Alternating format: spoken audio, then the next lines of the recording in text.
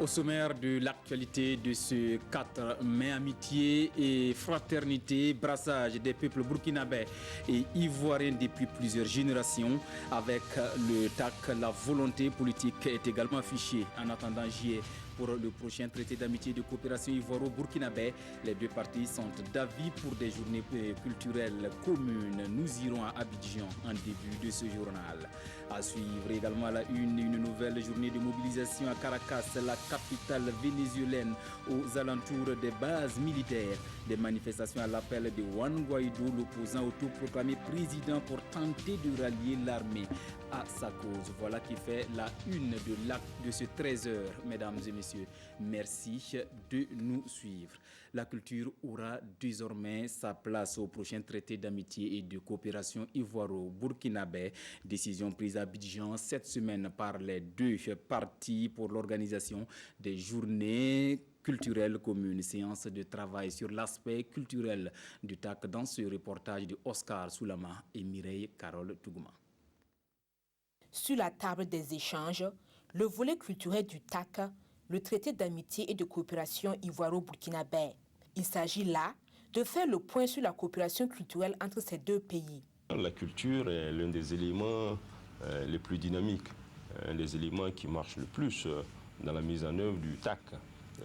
On a identifié ce matin, dans le cadre de la réunion, une quarantaine d'activités à travers lesquelles nos deux États conjointement participent. C'est le cas du FESPACO, où la Côte d'Ivoire a toujours été présente avec des films, avec des comédiens, avec des réalisateurs. C'est le cas du Massa, où le Burkina envoie de toutes les délégations, la plus forte délégation.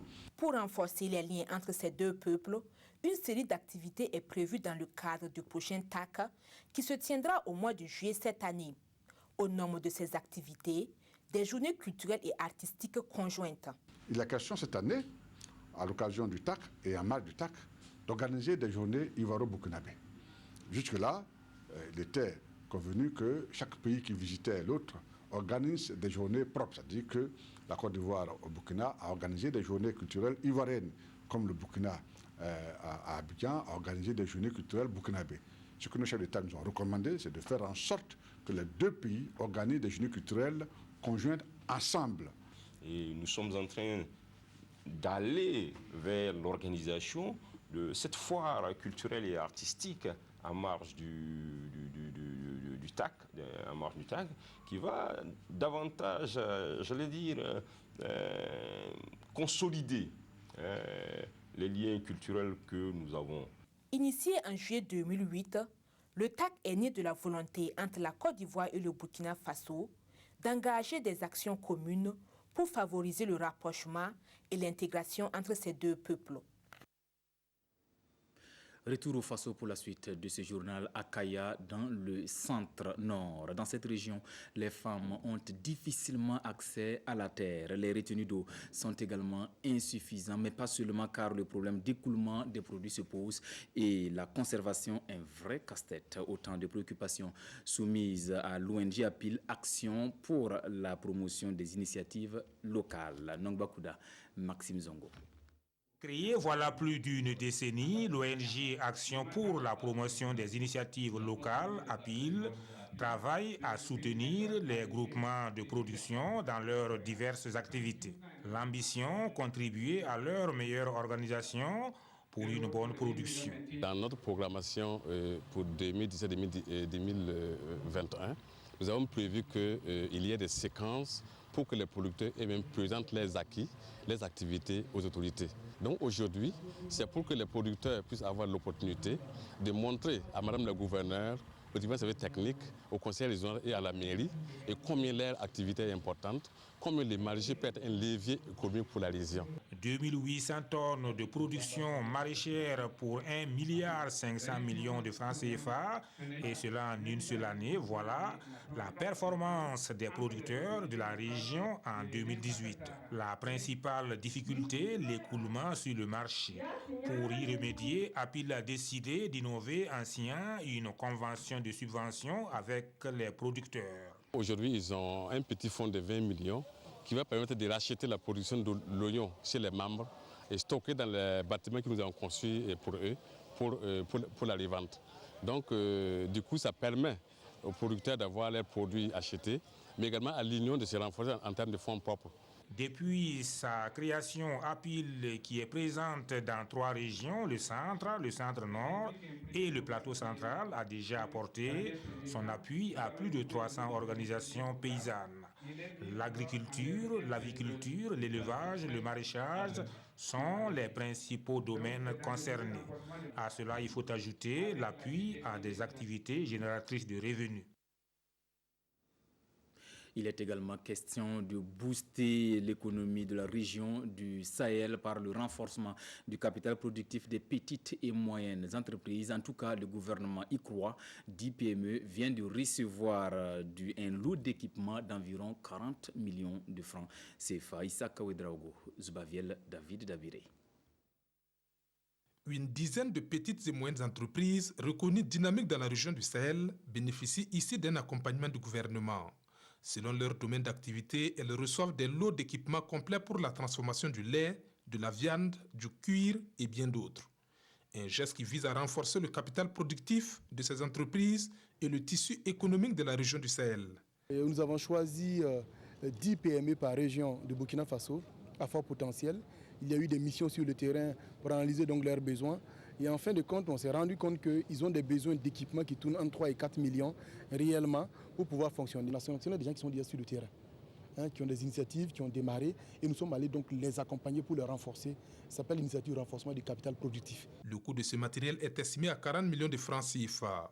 Pour les bénéficiaires, cet accompagnement va permettre d'accroître les revenus et favoriser l'emploi des jeunes dans le Sahel burkinabé.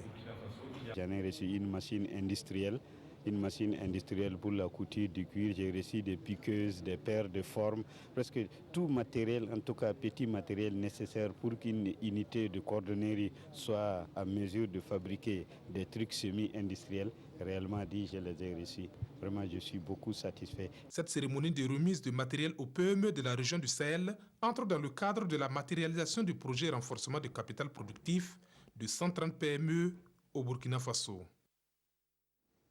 Cap sur Gawa pour parler santé. C'est là que la journée mondiale du rein a été célébrée en différé jeudi. La santé du rein partout et pour tous, thème retenu cette année pour mieux faire connaître les différentes pathologies du rein, notamment l'insuffisance rénale. Un conseil, il faut se faire dépister à temps. Plus d'explications dans ce reportage de Elvis Tuna et Sié Judicaël Poda. Le rein, organe père du corps humain, a 3 fonctions essentielles. C'est la première qui est la plus connue, c'est la fonction d'épuration dont on élimine par les urines des déchets. Donc, et on a également la fonction de régulation du milieu intérieur et il y a la fonction hormonale. Et parmi ces fonctions hormonales, je cite la fonction de production, de sécrétion d'une hormone qu'on appelle érythropoïétine qui permet de fabriquer les globules rouges. Son dysfonctionnement entraîne des risques d'insuffisance rénale chronique accompagné d'un chapelet de problèmes de santé. Quand on en arrive à l'insuffisance rénale chronique, la fonction d'épuration est remplacée par la dialyse, ce qui est très coûteux. L'insuffisance rénale, c'est une affection qui tue silencieusement. Donc quand on la découvre, il est souvent très tard. Et dans notre contexte, on a au moins 70% des malades donc, qui arrivent déjà à un stade très avancé où on a besoin donc, de faire appel à certains modes de traitement et qu'on appelle la dialyse qui sont extrêmement coûteuses. L'insuffisance rénale, moi je la vis depuis disons les années 98 et j'ai commencé ma dialyse en 2003. Il fallait payer 71 725 10 fois, 700 et quelques mille d'abord. Aller faire la fistule à 300 000. Payer les produits 1 500 000 avant qu'on te pique, avant qu'on commence la dialyse. Nous voulons maintenant sensibiliser, comme j'ai dit dans mon discours, pour que les autres ne tombent pas dedans. Nous, la majorité, c'est par ignorance. Parce qu'on ne savait pas qu'en faisant ça, tu peux avoir cette maladie. C'est dans ce sens que cette conférence sur la dialyse, organisée pour commémorer la journée mondiale du rein en différé, doit permettre aux futurs enseignants d'être outillés de connaissances en la matière. Ils pourront ainsi être des relais, surtout auprès des générations futures pour une éducation à la base. Au finish, Cela doit réduire le nombre de malades, mais aussi la prévalence. Au Burkina Faso, 2 millions de personnes sont concernées pour environ 200 000 en situation d'insuffisance rénale chronique. La santé partout et pour tous est le thème de cette 14e journée mondiale du rein.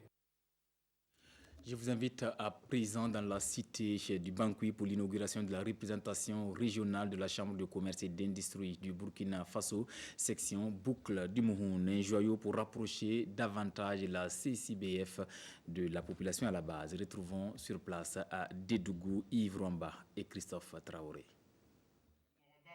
C'est désormais ici que les activités de la délégation consulaire régionale de la Boucle du Mouhoun vont se tenir. À travers l'inauguration de ce bâtiment, la Chambre de commerce et d'industrie du Burkina se rapproche davantage de ses membres dans cette région du Burkina. Qui dit présence dans une région dit infrastructure, à même donc de contribuer énormément à ce que les acteurs puissent se réunir, qu'il existe donc des lieux communs qui permettent donc de mettre en œuvre des outils comme le CEFOR, comme le CEFAC, qu'il existe des endroits où les entrepreneurs peuvent se retrouver. C'est le dynamisme du président régional, Sékou Tibi.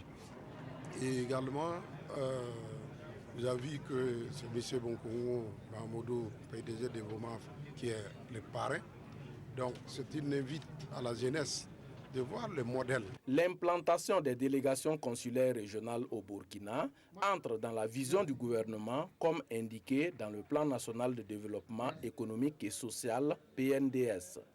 Ainsi, le parrain invite les bénéficiaires à en faire un bon usage. Je vais inviter en tant que fils du terroir mes frères et sœurs de la région à prendre en considération ce que le président de la Chambre de commerce et le ministre du commerce, le conseil qu'ils leur ont prodigué, notamment pour dire que la réussite n'est pas un miracle, mais c'est le fruit du travail. Et je confirme et je dis que aujourd'hui, notamment, Ebomaf constitue un exemple. La Chambre du commerce et d'industrie du Burkina a été créée le 11 juin 1948. L'inauguration de la Chambre régionale de la Boucle du Mouhoun vient après celle du Centre-Sud, inaugurée le 11 décembre passé. Promouvoir le vivre ensemble grâce à la parenté, à plaisanterie au-delà même de nos frontières. La 3e édition du Festival international de la parenté à plaisanterie a ouvert ses portes hier dans la capitale burkinabé pour 72 heures de festivités. Le Mali et le Sénégal sont pays invités d'honneur au Lopoda. C'est parti pour la 3e édition du Festival international de la parenté à plaisanterie. Durant 3 jours, des festivaliers venus du Mali et du Sénégal vont joindre leur voix à celle des Burkinabés pour donner un sens à la parenté à plaisanterie à travers diverses activités culturelles. Cette initiative, selon les organisateurs, vise à promouvoir la paix et le vivre ensemble entre les différentes communautés ethniques qui ont en partage la parenté à plaisanterie. Nous avons 60 ethnies au Burkina Faso. Nous avons au moins quelques pays africains qui sont au Burkina Faso, qui résident au Burkina Faso. Donc nous voulons qu'ils tous, ensemble, qui n'ont qu'à venir, nous allons valoriser la symbiose culturelle des Africains. C'est-à-dire que ce que nos grands-parents nous ont laissé, que nous puissions la continuer. La vie en communauté, le comment vouloir de vivre en commun et en tout cas bien de chez nous. C'est d'autant plus important maintenant que dans notre sous-région, on veut nous créer des problèmes entre communautés, ce qui n'a jamais été le cas. Nous avons toujours vécu pendant des siècles et des siècles en communauté, en plaisantant par des alliances, par la patronymie. C'est bienvenu ce festival que de faire revivre ces notions, ces valeurs qui sont des valeurs africaines et qui nous permettent d'avoir une cohésion sociale. Une exposition vente de produits et des concerts sont au programme de ce festival qui va se dérouler sur le terrain de la mairie de Bogodogo. À l'international, des affrontements meurtriers hier dans la bande de Gaza, le long de la frontière israélienne. Bilan 6 morts et de nombreux blessés, en majorité des Palestiniens. Suivons. Des affrontements ont eu lieu vendredi dans la bande de Gaza le long de la frontière avec Israël, faisant 6 morts. 4 Palestiniens ont été tués, 2 dans les affrontements et 2 militants du Hamas dans un raid israélien. Un raid mené en représailles après que 2 soldats israéliens ont été blessés dans les affrontements à la frontière entre la bande de Gaza et Israël, a précisé l'armée israélienne, indiquant avoir pris pour cible un poste militaire du mouvement islamiste Hamas au pouvoir à Gaza. Selon le ministère de la Santé à Gaza, 50 Palestiniens ont été blessés par des tirs israéliens dans ces affrontements. Quelques 5000 Palestiniens s'étaient rassemblés pour manifester. Cela fait plus d'1 an que ce type de rassemblement a lieu le long de la frontière pour protester contre le blocus par Israël de l'enclave palestinienne et pour le retour des réfugiés palestiniens chassés ou ayant quitté leur terre à la création d'Israël en 1948. Samedi matin encore, des témoins faisaient état de nombreuses roquettes lancées depuis Israël. Encore une nouvelle journée de manifestation ce samedi au Venezuela aux alentours des bases militaires à l'appel de l'opposant Juan Guaido. Il demande à l'armée de tourner le dos à son rival Nicolás Maduro. L'opposant vénézuélien Juan Guaido applaudi par ses partisans. Ce samedi, ils sont appelés à manifester pacifiquement autour des bases militaires pour demander une nouvelle fois à l'armée de lâcher le président Nicolás Maduro, 4 jours après une tentative ratée de soulèvement militaire. Je suis profondément ému par les soldats qui, malgré la peur que leur ont infligée les forces cubaines de renseignement et de contre-espionnage, les tortures qu'ils ont endurées dans les sous-sols se sont levés et ont dit « Le Venezuela peut compter sur nous ». L'opposant de 35 ans, autoproclamé président par intérim le 23 janvier, appelle ses partisans à éviter les provocations lors de ces nouvelles manifestations. Il veut remettre un manifeste aux forces armées pour qu'elles écoutent l'appel du Venezuela pour une transition rapide vers des élections libres. Côté diplomatie, les 14 pays d'Amérique réunis dans le groupe de Lima souhaitent désormais que Cuba fasse office de médiateur. Nous réitérons notre appel à la Russie, la Turquie et à tous ces pays qui continuent de soutenir le gouvernement illégitime de Nicolás Maduro à soutenir un processus de transition démocratique. Nous avons décidé de prendre les mesures nécessaires pour que Cuba puisse participer à la recherche d'une solution à la crise au Venezuela. La situation est toujours très tendue dans le pays. Les heurts qui ont fait suite au coup d'État manqué ont fait au moins 4 morts et 200 blessés mardi et mercredi selon Amnesty International. Sur ces images, des scènes de violence à la frontière avec la Colombie.